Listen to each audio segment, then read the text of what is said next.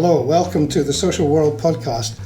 I'm Dave Niven, and you're very welcome to join me today. Now, today I've got with me Dr. Simon Lenton, who chaired the expert reference group for the Council of Europe on child-friendly healthcare, and that was adopted in September 2011 in the Declaration of Lisbon by 47 nations in Europe. So, that was only a few years ago, Simon. So what's happened since then? And welcome to the programme. Thank you, David. Let me just recap, first of all, what the intention of child-friendly healthcare was.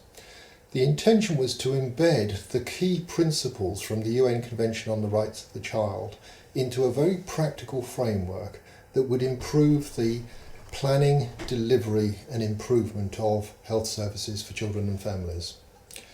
The key principles from the, 54 articles of the Declaration are that children should be able to participate in decisions about them and in the way that services are provided and in policy matters. So participation was number one.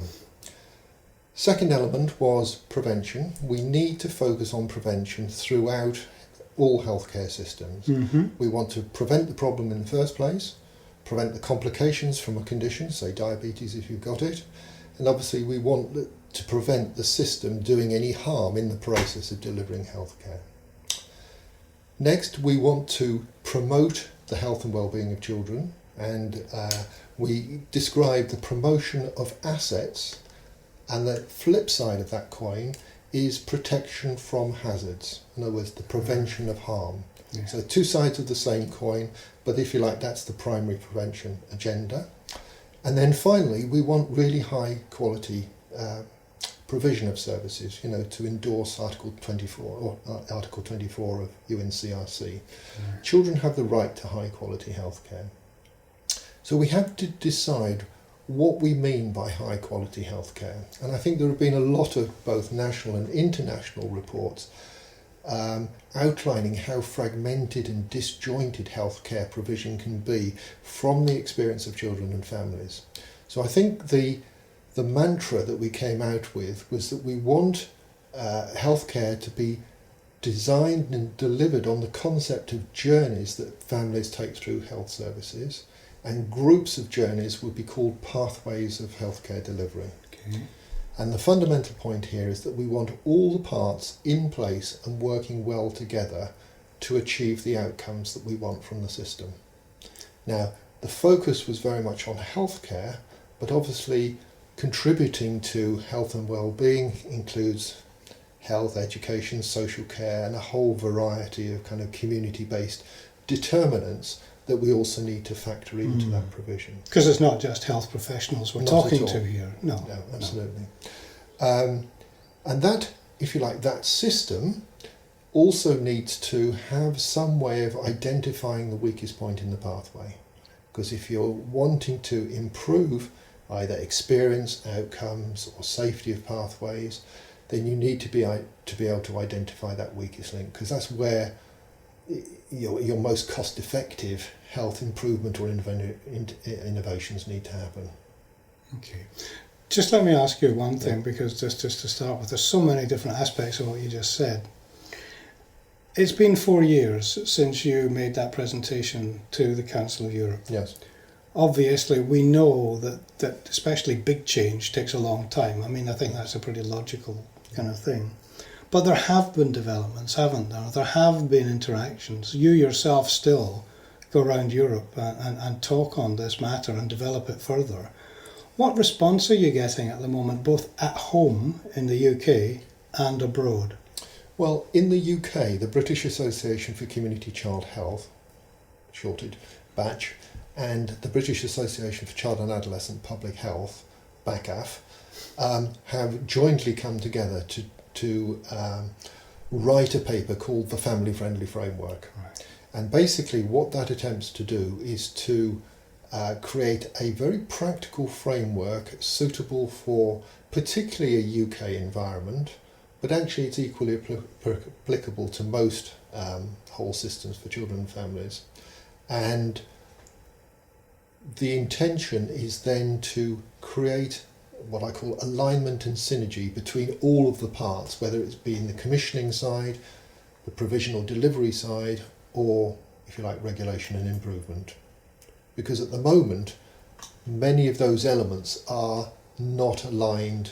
I mean, I sometimes use the example, if you have a pile of magnets in the middle of a table, they're just a big pile of magnets, you start lining them up and you start getting a powerful force, and then new magnets come alongside and you're all facing, hopefully, in the right direction. Yeah, good analogy. But I think what it requires is a fairly fundamental understanding of how what I call complex adaptive systems work.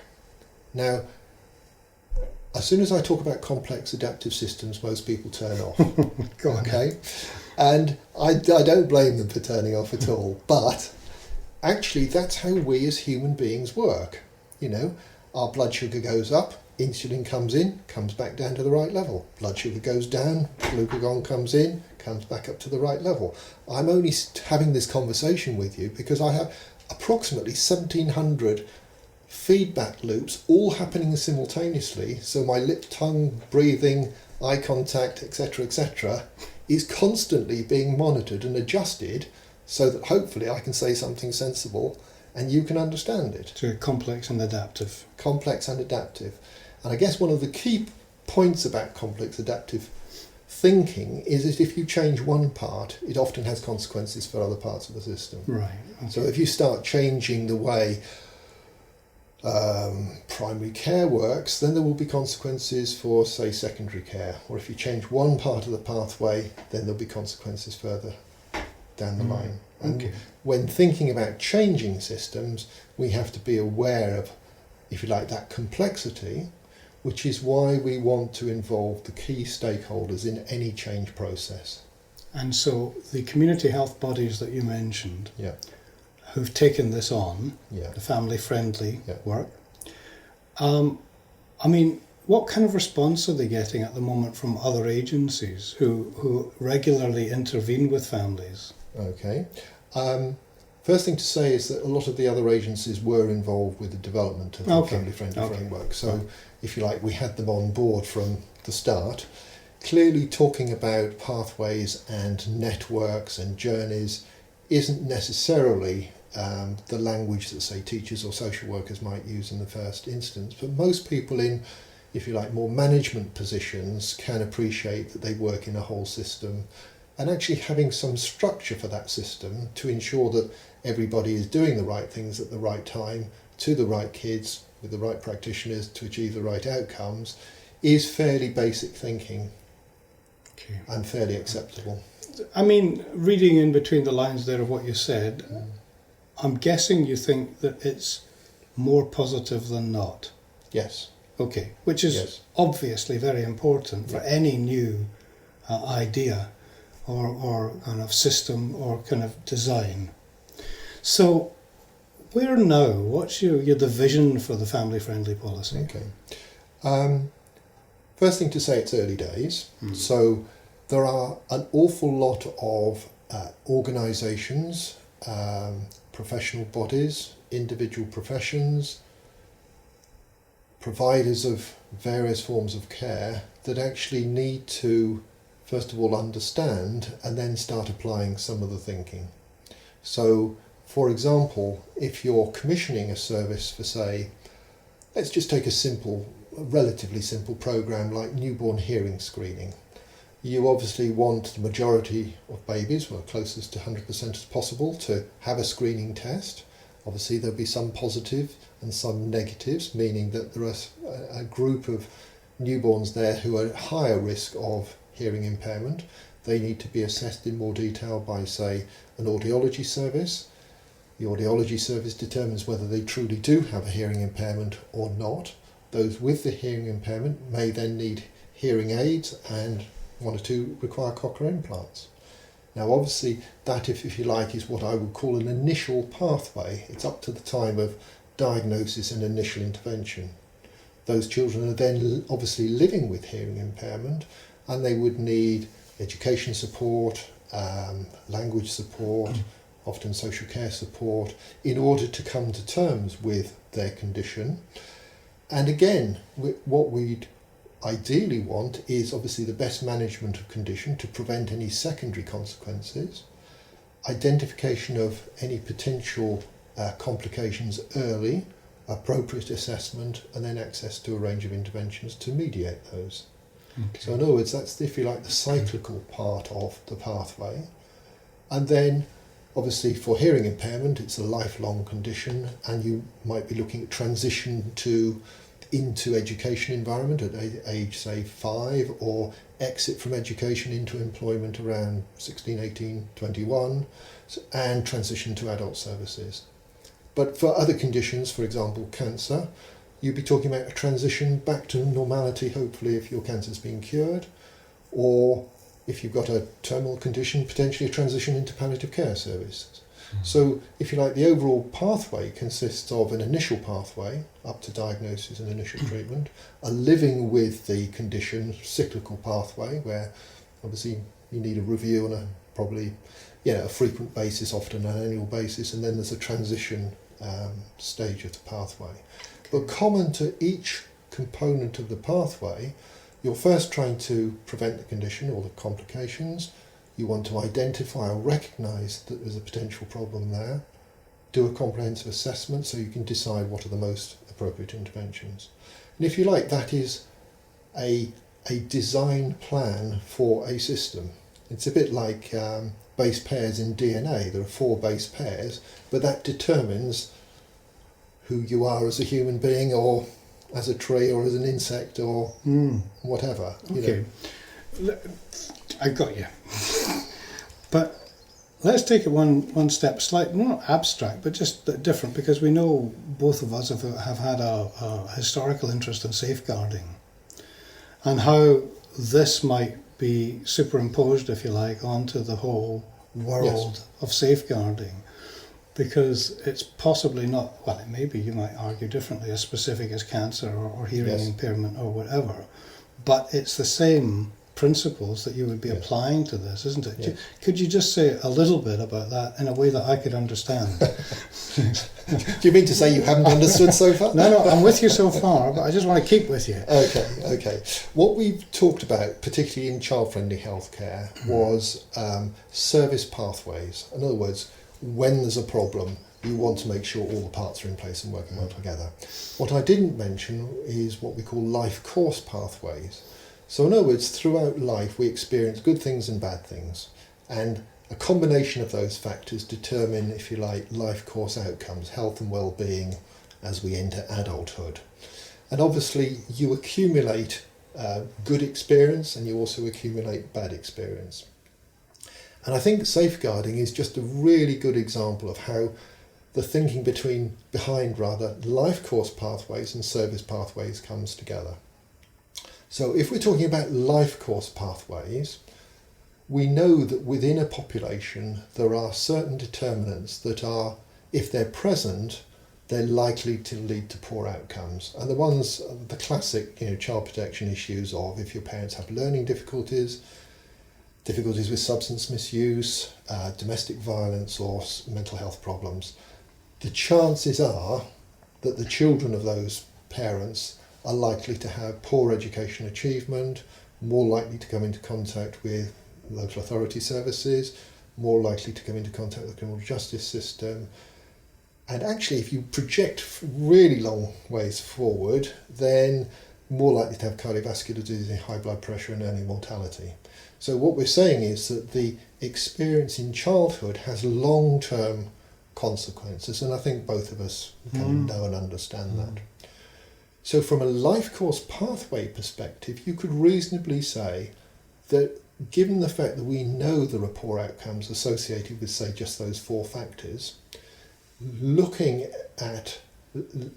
for those factors, say in early pregnancy or particularly in early childhood, and then supporting those families with things like family nurse partnership programs, or what's the other one you mentioned to me early today? 100 families. Oh, the first 1,000 days. First 1,000 days, or conception to age 2. Yeah, those type of programs where we're recognising that there are vulnerable children and families in society, and we're saying we need to support those people in a variety of interventions that need to be tailored to the individual family. Even with that support in place, sometimes that's not enough, and obviously children do get injured or neglected or emotionally abused by families, and obviously that's when services intervene, again primarily to change those underlying determinants. But clearly there are some families where either they're unwilling or unable to change, in which case we're then getting into sort of looked after children type scenarios. And that would, if you like, be a service pathway going through, if you like, the child protection system, identifying parents where the system needs to intervene, then possibly fostering an adoption, etc., etc. So that's what I'm trying to describe here, is how life course pathways and service pathways might come together, at least the thinking. Okay, got you. I did understand that. Thank you. Yes, no, that's fine. Now, as with anything, there's a lot of bits in that whole process that exist already. And what it seems to me is that it is a new initiative, but it's knitting together some existing pieces. Getting multi-agency working together sometimes is very difficult. And I know that across the UK especially, there are now multi-agency service hubs, there are places where the disciplines are now sitting under the same roof, sharing the same input and working together in particular situations. There's the Troubled Families Initiative that we know is a very fond initiative of this particular government, and does seem to be having some impact. But ultimately, what we would be looking to in the Family Friendly Initiative is extra bonus, is more, is a further benefit for the community. And my question really is, have any of the other countries in Europe that you mentioned that were party to this, the 47 countries that you mentioned, developed it to a further stage than we've got already in the UK, that we can actually look to and learn from mistakes, because that's how you do it. But are there examples of this, or are we virtually all moving at the same pace, or is the UK a bit further ahead? How is it sitting at the moment? Well, I think like with many things in Europe, things are moving in different directions in different places, and it's actually quite hard to keep track of what effect, if you like, the child-friendly healthcare initiative has had in different... Certainly it was welcome in, say, a country like Armenia.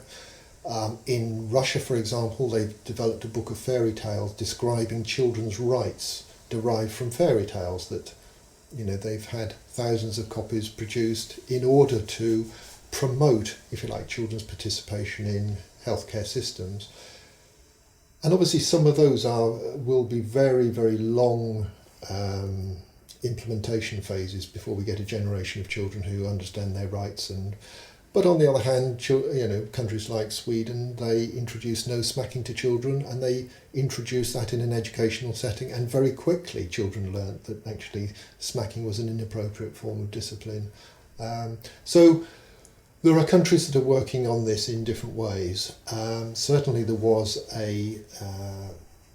an initiative led by Austria looking at cross-border healthcare, because many countries in Europe are quite small and they can't provide all the parts in the pathway, so they need to cooperate with neighbouring countries, say for, you know, very specialised stuff like transplantation, liver, kidney, heart transplants, etc., etc., but sometimes complex surgery.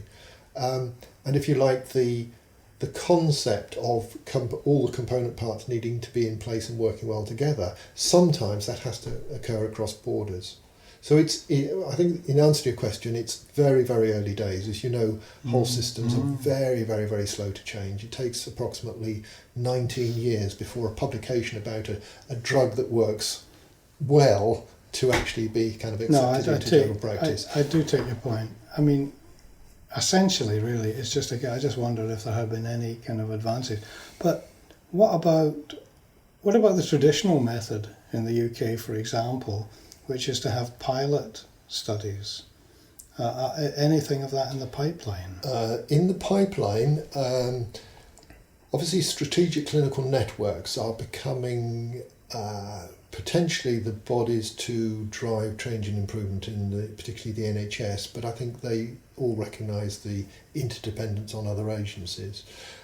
So I'm certainly working with the leads of strategic clinical networks to introduce the concept of kind of pathways and networks, because very much they are about ensuring appropriate care to local populations, again using resources efficiently, which you can in another way say all the parts are in place and working well. And clearly at a national level we have an NHS outcomes framework, a public health outcomes framework, a social care outcomes framework. They're all attempting to do the same thing, which is obviously improve the health of the population. And what we need to do is to kind of join those up, and that's, I guess, the role of the Child Health Intelligence Network, to then look at, well, what are the outcomes that we want? How are we going to achieve that? And then work back from that to say, well, what do we need to commission? What do we need to deliver? How are we going to regulate and improve what we've got? Imagine that's done. Yeah. Just like that. How's that? Wow, fantastic. Imagine that's done right now. There you have whatever they've discovered, achieved, produced, whatever you want. Yeah. On the other side of the room are the frontline practitioners, Yeah. social workers, police officers, health professionals, educators, voluntary sector workers, charity workers, etc. Everybody who are involved in some way in maintaining and improving the quality of life of families. How is it getting from one side of the room to the other? Well, how would you envisage that happening? A national programme, a national education programme, a rollout, pilot areas to start with, and an analysis done? Well, I think as the improvement gurus state, actually you start working with the people who are interested to start off with, because they are, in jargon terms, the early adopters. Certainly the intention is to identify some early adopters and then support them in their process of experimenting with the implementation of this. When it comes to particularly interagency working, I think there are some really important things to say. First of all, we need to have a clarity of purpose. Often there isn't a real clarity of purpose between the different agencies, so we have slightly different agendas. And I think we need to join those up, and the headlines would be improving health, reducing inequalities, being sustainable within the resources that we have. The second whole element is the value system that we work to. So some of the things that I've talked about in child-friendly healthcare now is being really committed to prevention, promotion, protection, participation of children. Children's experience of participation in different services is very, very different at the moment. And actually, collectively, we need to value children in society. They are they are our future, and therefore, having a shared value system between the different groups. And then finally, on a very practical note, I think all agencies need to, become competent in what I call improvement science, which is constant innovation and improvement collectively. So we all own, you know the words, safeguarding is everyone's business, but we need to put, if you like, legs on that idea. At the moment, it's a head concept. We kind of believe it in our hearts, but we actually need to transfer it to our hips and walk the walk. Well put. We've really got to buy in. I mean, and not wait for a national disaster to force us in. Absolutely. I mean, this is bread and butter service delivery. What we've tended to do, I think, is A, work in silos, B, develop lots of specialist care, but not necessarily join it all up. But last but not least is constantly strive on a day-to-day basis. So I would reflect after doing a clinic, how was it? What went well? What didn't go so well? How am I going to do it better next time? At a practitioner level, whether you're a teacher, how did the lesson go? Social worker, how did that last assessment go? Wherever possible, we use evidence-based decision-making, but we all know that absence of evidence is not necessarily absence of effect. And then we need to do that reflective process, either for ourselves on an individual basis or within our peer group when we say, well, how do you manage that? Well, I do it slightly differently. That challenge and support process, and then at the kind of system level, it's about saying, okay, how's the whole system working? Okay. A couple of quick final questions, okay, because we're nearly at the end. Firstly, just a practical one. Outside of this interview, where could people read about this or find out more about it if they wanted to look it up? Okay.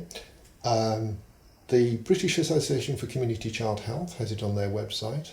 The British Association for Child and Adolescent Public Health has it on their website. If you look at the Council of Europe website and go back to the original child-friendly as opposed to family-friendly, they have it there. There is a very short animation on YouTube called the Family Friendly Framework that gives you the bare bones in 15 minutes. And if you're really keen, you can go back to the Batch website to look at a PowerPoint presentation where if you then have to present this to colleagues, you will find both the slides and a notes page accompanying each slide, which gives you the kind of basics. Because I don't know about you, just looking at the slides alone is never enough. No, I mean, death by slides sometimes. I can understand that. Okay, look, final question. You've been a paediatrician and consultant for quite some time. You've seen a lot of initiatives come and go.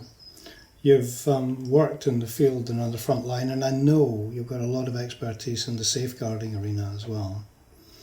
What's your instinct about family friendly in terms of, do you think, I mean, it sounds so good and it sounds so logical. Do you think we'll bite?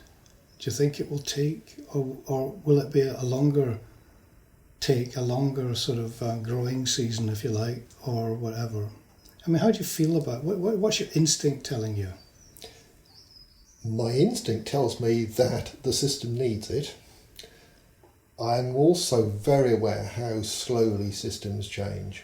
I guess I've been talking about pathways and networks for a considerable part of my professional life, and now there is interest in pathways, and you hear the words pathways and networks far more frequently now than you did, say, 15 years ago. I would like to think that it has, it's an idea that has legs and that will walk, run, enjoy life. But it is, like many things, a matter of kind of communicating that to a very wide audience. And I think what I and colleagues need to do is to develop a series of toolkits that support implementation with lots of really practical examples to give people that, so that's what you mean, that's how it could work. Because certainly if you look back at Climbier reports, Kennedy reports, all of them are saying the system is becoming increasingly fragmented. And I think, the changes in England from Health and Social Care Act have introduced a market into healthcare, and it's becoming more fragmented and competitive rather than collaborative and cooperative. Okay. Simon Lenton, thank you very much indeed. Thank you, David, very much.